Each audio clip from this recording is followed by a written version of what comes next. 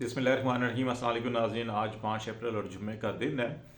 दो चीज़ें पैरेलल चल रही हैं। एक तरफ पाकिस्तान तहरीक इंसाफ के अंदर मुख्तलिफ बयानियाँ बन रही हैं, एक दूसरे के ऊपर बड़ी तनकीद हो रही है,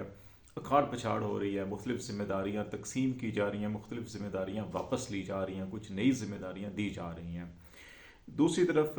खैबर पख्तूनख्वा की जो चीफ मिनिस्टर और पूरी कैबिनेट है वो कोर कमांडर हाउस गई, वहाँ पे उनके एजाज़ में इफ्तारी दी गई और फिर उसके बाद वहाँ पे सिक्योरिटी की सूरत हाल से मुतल्लिक ब्रीफिंग भी दी गई। और इस मौजू को लेकर भी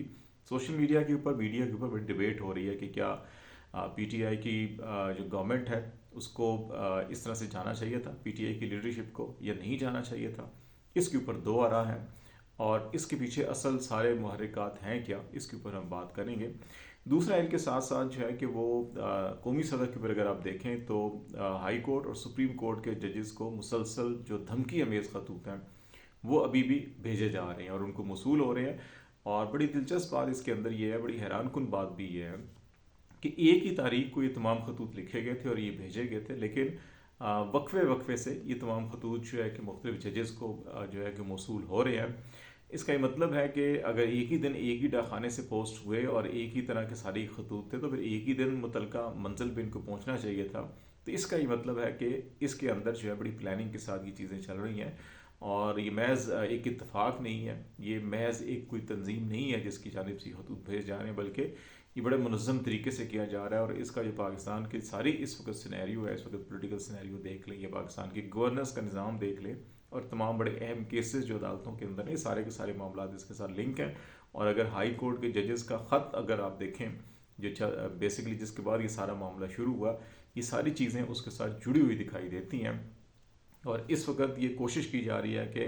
पाकिस्तान की तमाम आला अदलिया, इसमें सुप्रीम कोर्ट और हाई कोर्ट्स जो हैं उनको जो है कि दबाव में लेके आया जाए। अब आप इसमें देखें कि जो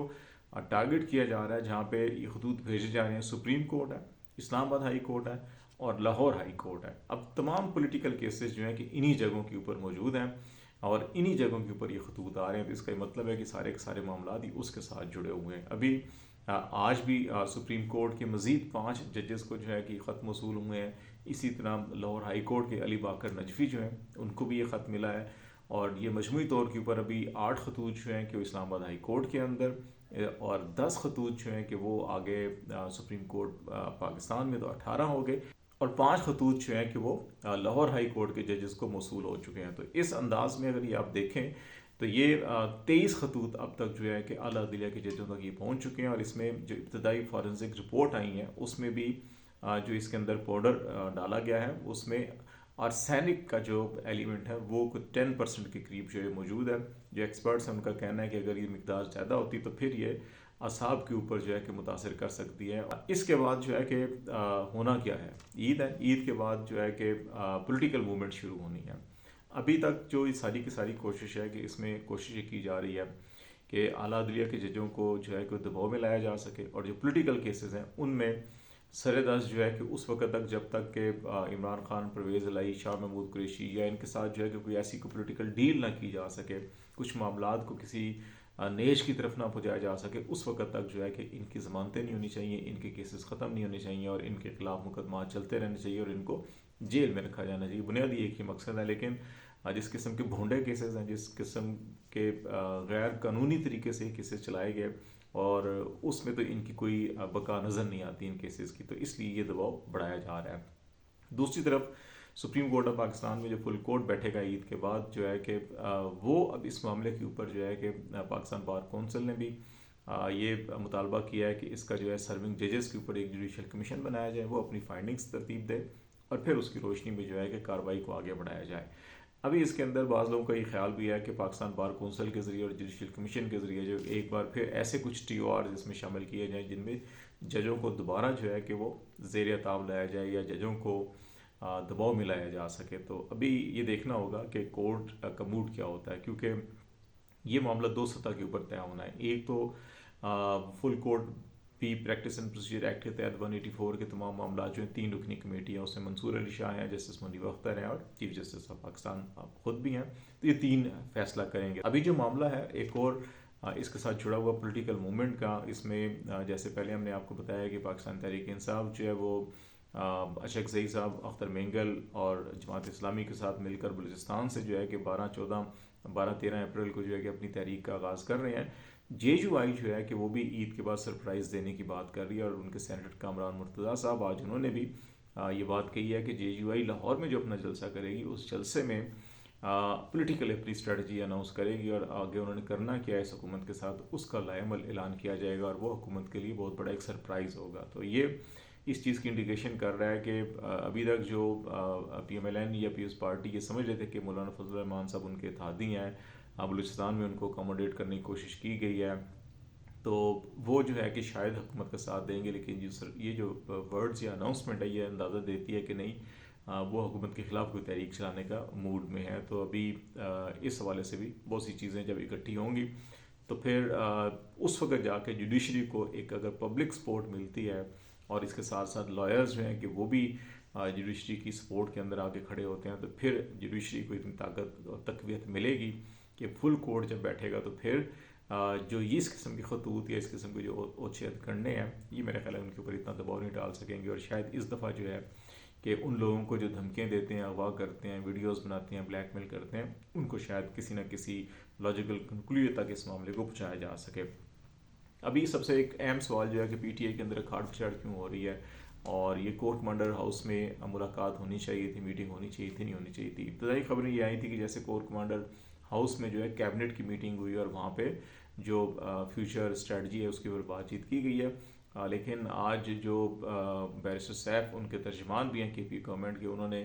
جو ایک اسٹیٹمنٹ جاری کیا اس میں انہوں نے کہا کہ یہ کورٹ کمانڈر کی جانب سے جو ہے کہ افطار ڈنر کے اوپر دعوت دی گئی تھی, افطار کے اوپر گئے, وہاں پہ پھر نماز ہوئی, اور اس کے بعد جو ہے فوجی حکام کی جانب سے جو صوبے کی مجموعی جو سیکیورٹی کی صورتحال ہے اس کے اوپر جو ہے کہ وہاں جو ملٹری آپریشن روم ہے وہاں پہ ان کو بریفنگ دی گئی تھی, کیونکہ پاک افغان بارڈر ایک طویل جو ہے کہ یہ لگتا ہے کے پی کے ساتھ اور کافی مسئلے مسائل بھی وہاں پہ چل رہے ہیں. تو اس تناظر کے اندر جو بریفنگ تھی اور اس کے اوپر سوال و جواب کی نشست بھی ہوئی, اور کے پی کے چیف منسٹر نے بھی خطاب کیا. ابھی یہ سوال ہے کہ یہ ہونا چاہیے تھا یا نہیں ہونا چاہیے تھا.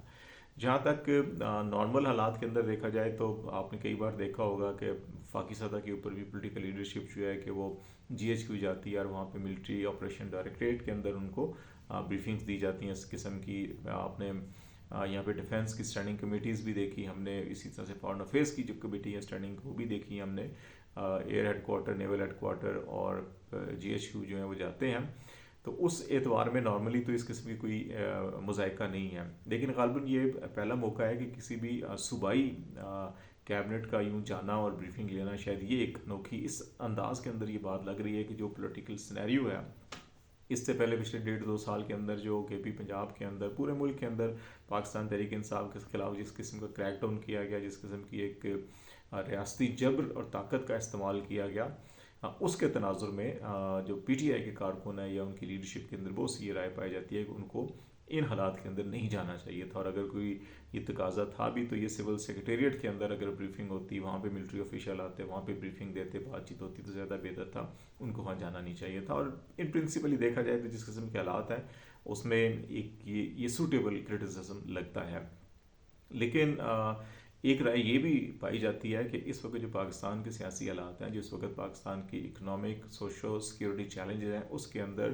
فوج کے اندر یہ ریئلائزیشن پیدا ہوئی ہے, اسٹیبلشمنٹ کے اندر یہ ریئلائزیشن پیدا ہوئی ہے کہ تمام تر طاقت استعمال کرنے کے باوجود پی ٹی آئی کو نہیں توڑا جا سکا, عمران خان کو نہیں توڑا جا سکا, پی ٹی آئی کی لیڈرشپ کو نہیں توڑا جا سکا, کارکن اور پی ٹی آئی کا جو رشتہ ہے اس کو نہیں توڑا جا سکا. تو ایسے حالات میں اگر آپ اپنے ملک کو آگے چلانا ہے تو پھر پی ٹی آئی کو, اس کی لیڈرشپ کو اور ان کے عوام کو جو ایک بڑی طاقت ہے اور ایک بڑی واضح تعداد ہے جو سپورٹ کرتی ہے پی ٹی آئی کو, 2/3 سے زیادہ پبلک جو ہے کہ اس وقت پی ٹی آئی کو سپورٹ کرتی ہے, تو ان کو اپنی طاقت بنایا جائے. تو شاید یہ اس طرف جو ہے کہ ایک خیر سگالی کا قدم کے طور کے اوپر بھی بعض حلقوں کے اندر دیکھا جا رہا ہے کہ اسٹیبلشمنٹ اگر یہ پہل کر رہی ہے, وہ آپ کو دعوت دے رہی ہے اپنے افطار ڈنر کی بھی, بریفنگ کی بھی, پریزنٹیشن کی بھی, اور ورکنگ ریلیشن شپ قائم کر رہے ہیں, تو اس کا یہ مطلب ہے کہ وہ صرف کے پی کے اندر ہی نہیں بلکہ پورے ملک کے اندر آپ کے ساتھ ورکنگ ریلیشن شپ قائم کرنا چاہتے ہیں. تو اس کو اگر آپ نیک نیتی سے آگے بڑھائیں گے تو پھر آپ کے اس کے اثرات جو ہیں کہ باقی صوبوں اور مرکز کے اندر بھی دیکھیں گے, اور آگے چل کے جو مختلف کیسز کے فیصلے بھی ہونے اور مختلف حوالوں سے آپ کی تمام فارم 45-47 کے جو معاملات ہیں وہ سارے کے سارے ابھی الیکشن کمیشن اور عدالتوں کے اندر پھنسے ہوئے ہیں. تو اگر یہ ورکنگ ریلیشن ڈیولپ ہوتا ہے, یہ کانفیڈنس بلڈنگ جو ہے میئرز آگے بڑھتے ہیں، اس کے فروٹفل نتائج نکلتے ہیں، تو اس کے نتائج الٹیمیٹلی پھر کوئی بھی ایسی طاقت فوج ہوتی ہے وہ کامیاب نہیں ہو سکتی عوام کی حمایت اور سپورٹ کے بغیر. تو اگر یہ وہاں پہ ریئلائزیشن ہو چکا ہے کہ عوام کس کے ساتھ کھڑی ہے، عوام کس جماعت کے ساتھ کھڑی ہے، عوام نے کس کو ووٹ دیا ہے، اور اگر اس کو تمام سٹیک ہولڈر ساتھ لے کے چلنا چاہتے ہیں، تو اس تناظر کے اندر دیکھا جائے تو پھر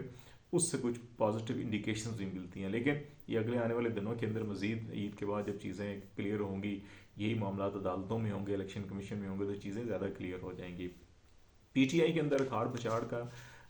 اس وقت جو ہے کہ ڈیفینیٹلی ابھی جو اس لیگل پروسیس فیز سے پی ٹی آئی نکل آئی ہے، جہاں پہ الیکشن ہونے تھے اس سے پہلے جو کچھ ہو رہا تھا پولیٹیکل لیڈرشپ کے ساتھ، تو وہاں پہ لیگل فرٹرنٹی کی پی ٹی آئی کو ضرورت تھی، جو انہوں نے رکھا. انہوں نے اپنا اپنا کردار جو بھی کیا، اچھا کیا برا کیا، وہ سب کے سامنے وہ کر لیا. اب اس کا پولیٹیکل رول شروع ہو رہا ہے، تو اس میں پھر ابھی جو فوکل پرسن ہے وہ بھی چینج کیا، ہم نے آپ نے ڈسکس کی. ابھی جو ہے کہ وہ ایپیکس کمیٹی، کور کمیٹی سے نکل کر ایپیکس کمیٹی قائم کی گئی ہے. اور یہ پہلے بھی عمران خان نے یہ قائم کی تھی، شاہ محمود قریشی کی سربراہی میں پہلے قائم کر دی تھی. اگر ان کو گرفتار کیا جاتا ہے تو پھر اس طرح سے پارٹی کام کرے گی. تو وہ جو 10 رکنی ایپیکس کمیٹی قائم کیا ہے، وہ اس کے اندر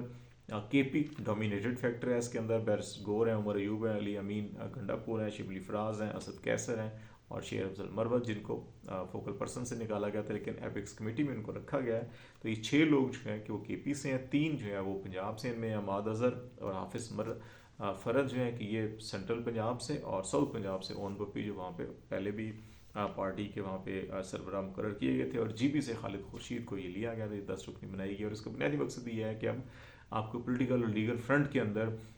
جو کام کرنے ہیں، آپ نے تحریک چلانی ہے، سیاسی جماعتوں سے رابطے کرنے ہیں، فیصلے کرنے ہیں سارے کے سارے، تو وہ تاکہ یہ مل کے کام کریں اور یہ جو مس انڈرسٹینڈنگ کریٹ کرنے کی کوشش کی جا رہی ہیں ان کا ازالہ کیا جا سکتا ہے. بنیادی مقاصد اس کی نظر آ رہے ہیں. تو لیٹس سی، دیکھتے ہیں معاملات کے آگے بڑھتے ہیں، آپ کو آگاہ کرتے رہیں گے. اب تک کے لیے اتنا ہی. خالد جمیل کو اجازت دیجیے. اللہ حافظ.